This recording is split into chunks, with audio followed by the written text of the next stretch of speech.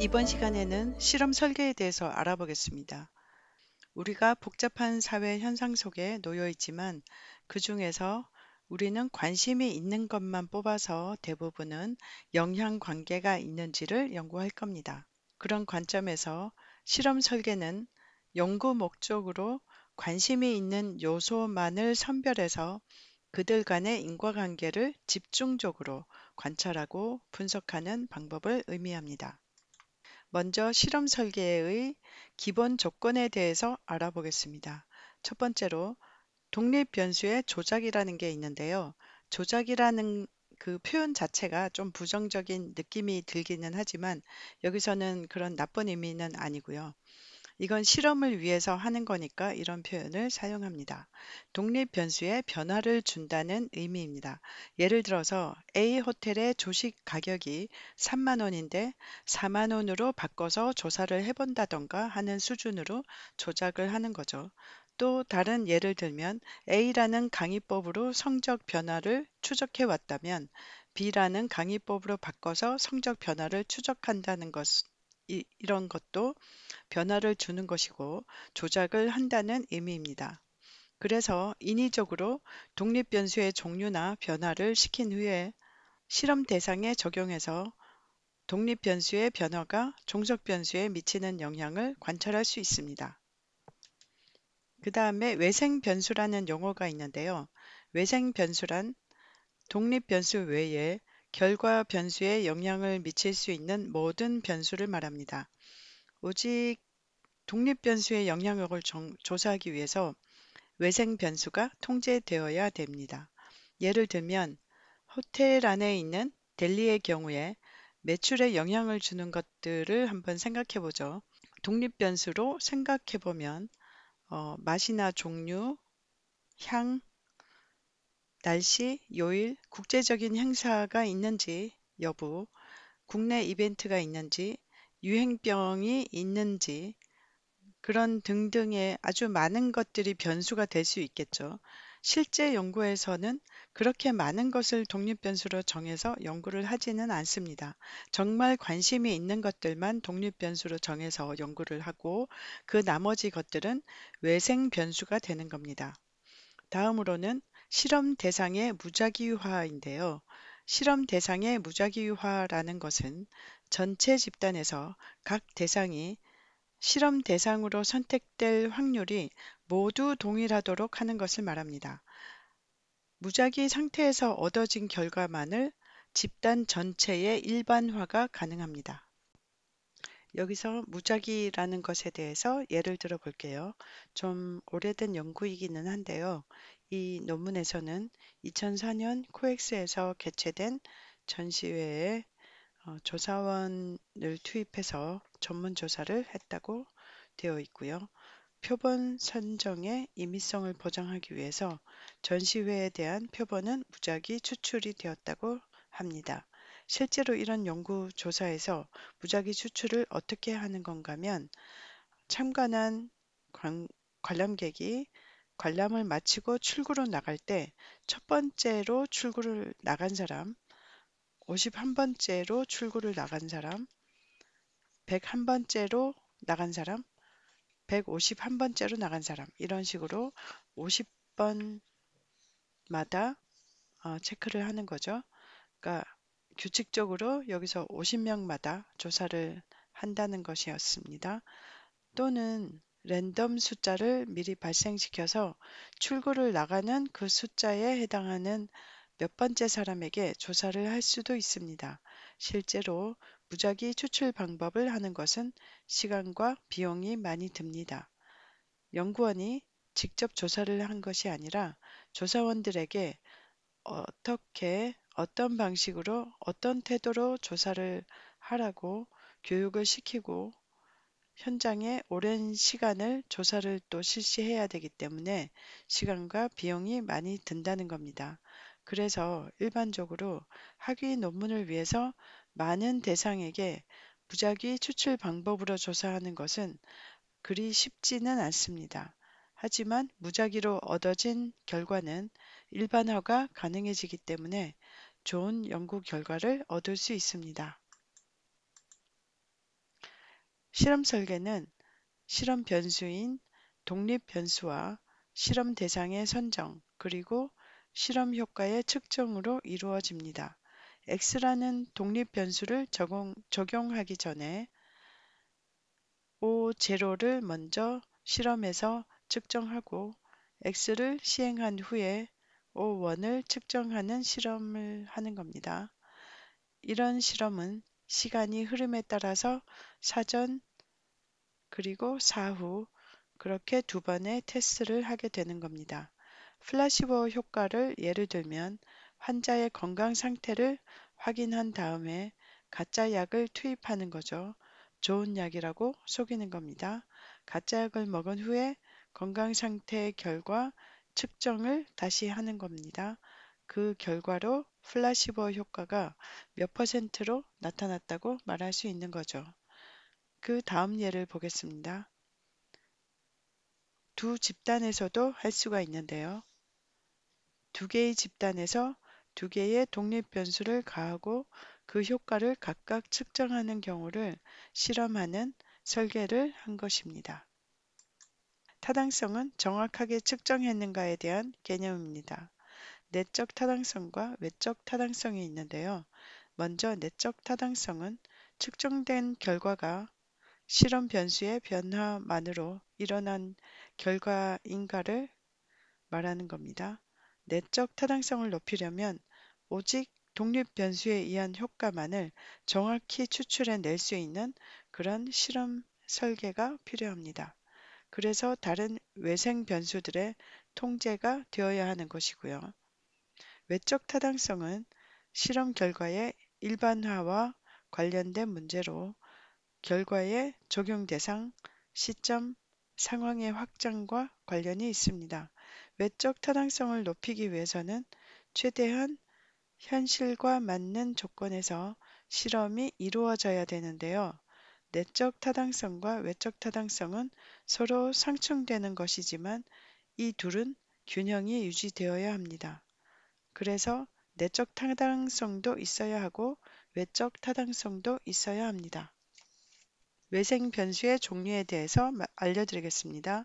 외생 변수에 대한 여러 케이스를 들으시면서 이런 예시는 문제가 있는 실험이라거나 아니면 좋은 예가 될 것 같다라는 것을 판단하면서 들으시면 좋겠습니다. 첫 번째로는 우연적 사건이라는 변수가 있을 수 있는데요. 신용카드 광고에 대한 실험을 하기 위해서 먼저 광고 이전에 소비자 반응을 조사하고 광고를 하고 나서 광고 효과에 대한 소비자 반응을 다시 보려고 했습니다. 그런데 광고 이전에 초기 실험 이후에 신용카드 오남용에 대한 사회적인 문제가 갑자기 우연히 일어난 거죠. 그렇게 신용카드를 너무 남용해서 쓰고 있다라는 문제가 부각이 되면 사람들은 카드 사용을 좀 꺼리게 될 겁니다. 그래서 광고 효과를 이후에 조사하려고 하는 실험을 제대로 할 수가 없을 겁니다. 그래서 이런 경우에는 내적 타당성의 저해 가능성이 있다고 보는 겁니다. 두 번째로는 성숙 효과라는 것이 있는데요. 실험 집단의 육체적 혹은 심리적 특성이 자연적으로 변화하여 종속 변수에 영향을 미치는 효과를 말하는 것입니다. 이런 것을 무시하게 되면 문제가 발생합니다. 예를 들면 어린이용 영양제가 성장에 어떤 영향을 미치는지를 보기 위해서 실험에서 1년 동안 영양제 복용을 시킨 후에 성장 정도를 측정할 때 성장에는 그 자연 성장이라는 성숙 효과가 포함되어 있기 때문에 영양제만의 효과라고는 볼 수 없는 겁니다. 실제로 어떤 한의원에서 광고를 한 적이 있었는데요. 청소년기의 어린 학생에게 그 한의원의 한약을 먹고 키가 굉장히 많이 컸다면서 그래프까지 보여준 광고였거든요. 근데 1, 2년 만에 10cm가 컸다고 하는 광고 문구였습니다. 그게 성숙 효과를 무시했던 나쁜 광고였던 거죠. 광고 문구에 혹할 사람도 있겠지만 어차피 어린 학생들은 한약을 먹지 않아도 자연적으로 키가 성장하는 아이들인 거죠. 한약을 안 먹었을 때와 비교를 해줘야 되는 겁니다. 내적 타당성에 문제가 있는 실험이었던 겁니다. 그러니까 문제가 있는 예시였습니다. 시험 효과는 측정이 반복되면서 얻어지는 학습 효과 때문에 실험 대상자의 반응에 영향을 미치는 것을 의미합니다. 시험 효과에는 주 시험 효과와 상호작용 시험 효과가 있는데요. 주 시험 효과는 독립 변수와 관계없이 동일한 측정을 반복하게 돼서 생기는 현상을 말합니다.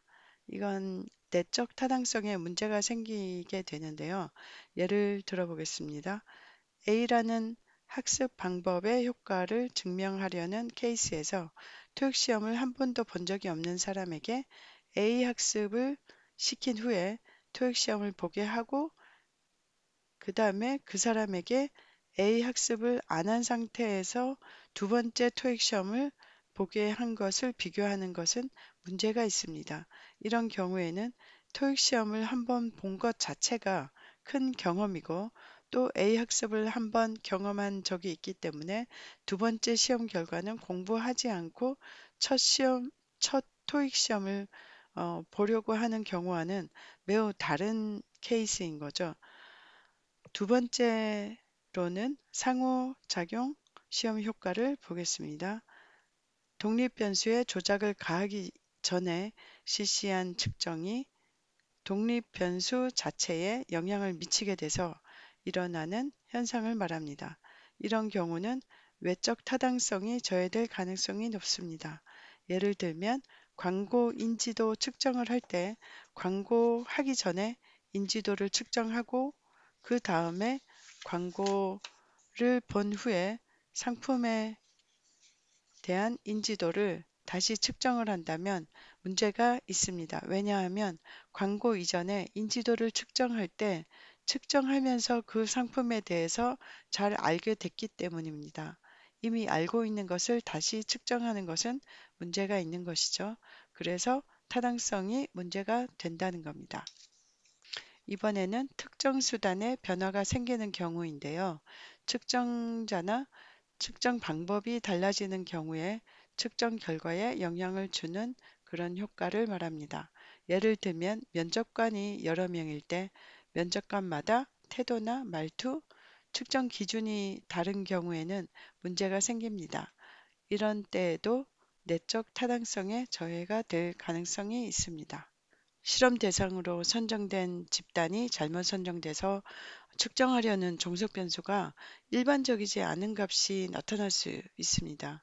이후 측정은 평소와 유사한 결과를 얻었다면 측정을 반복할수록 평균치에 근접하려는 경향을 보이게 된다는 겁니다. 이런 경우에 외적 타당성을 저해할 가능성이 있습니다. 예를 들면 양궁 선수가 활을 쏘는데 실험 직전에 무릎을 다쳐서 몸의 균형을 잡기 어려워서 점수가 부진했다고 합시다. 그러면 이후에 건강을 빠르게 회복해서 활을 쏜다면 점수가 다시 평상시대로 높게 나올 테니까 활을 쏘는 횟수를 많이 늘리게 되면 평균치로 근접하는 경향이 계속 나타나겠죠. 이런 현상을 통계적 회귀라고 합니다. 다음은 표본의 편중인데요. 각 집단의 최초 상태가 차이가 많아서 독립 변수에 의한 효과가 왜곡되는 것을 말합니다. 예를 들어서 어떤 호텔 레스토랑 음식의 안전성에 대한 소비자의 만족 측정을 위한 실험에서 조사 대상자가 단골인 경우에는 다른 사람에 비해 긍정적인 답변을 할 가능성이 큽니다. 그리고 호텔 서비스에 대한 만족을 측정하려고 할 때 할인을 받은 사람은 정상가를 지불한 사람보다 긍정적으로 점수를 줄 수가 있겠죠. 이럴 때 외적 타당성이 저해될 가능성이 높은데요. 이런 문제를 없애려면 무작위적인 표본 추출 또는 집단 배정을 해야 됩니다. 다음으로 실험 대상의 소멸이 있는데요. 실험 대상으로 선정되었던 사람들이 오랜 기간 실험을 하는 도중에 실험 대상에서 이탈하게 됨으로써 독립 변수의 효과가 왜곡되는 현상을 말합니다. 정부 기관에서 조사하는 것들 중에는 아주 오랜 기간 거쳐서 실험을 할 때가 있습니다. 이렇게 오랜 시간 실험을 할 때 독립 변수 효과가 왜곡이 일어날 수 있습니다. 의료 분야에서 암 환자를 실험할 때 약을 복용하고 지속적으로 관찰 조사를 하려고 했는데 중간에 사망을 하는 환자들이 많아지면 관찰이 어려워지고요. 또 다른 예를 들면 한 지역 주민을 대상으로 실험 전에 측정을 했는데 일부 젊은 사람들이 이사를 가서 나머지 나이 든 주민들만 사후 측정을 하게 되면 결과가 왜곡이 될 겁니다. 이번에는 인과 방향의 모호성이라는 것이 있는데요. 변수 간의 영향관계에서 시간적인 순서가 모호하기 때문에 인과관계에서 방향을 확신할 수 없는 경우를 말합니다. 예를 들어서 월급이 올랐기 때문에 일을 열심히 하는 것인지 아니면 일을 열심히 했기 때문에 월급이 오른 것인지 명확하진 않습니다. 이렇게 원인과 결과에 대한 방향이 애매할 때가 있습니다. 그래서 어떤 연구자들의 연구를 보면 독립변수와 종속변수의 영향관계가 양방향으로 나타나는 것도 있습니다. 가설을 세워볼 수 있으니까요.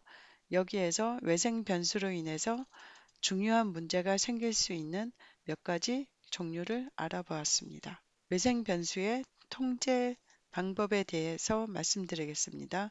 첫 번째로 제거하는 방법인데요. 외생 변수가 될 가능성이 있는 변수를 애초에 제거하는 겁니다. 두 번째로는 균형화입니다. 외생 변수로 작용할 수 있는 요인들을 알고 있는 경우에 실험 집단과 통제 집단을 선정할 때 해당 외생 변수의 영향을 동일하게 받을 수 있도록 균형을 맞추면 문제가 없어지겠지만 이건 쉽지 않습니다. 세 번째, 상쇄 방법입니다. 외생 변수가 작용하는 강도가 특별하게 다른 상황에서는 다른 실험을 해서 비교하면서 외생 변수의 영향을 통제하는 방법입니다. 네 번째로 무작위화입니다.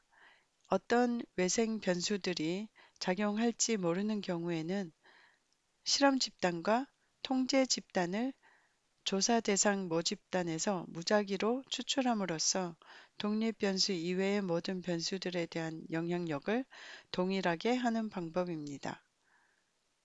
이렇게 외생 변수의 통제를 하게 되면 내적 타당성을 높여줄 뿐만 아니라 실험 결과의 일반화 가능성도 높여줄 수 있기 때문에 외적 타당성을 유지시키는 데도 필요합니다.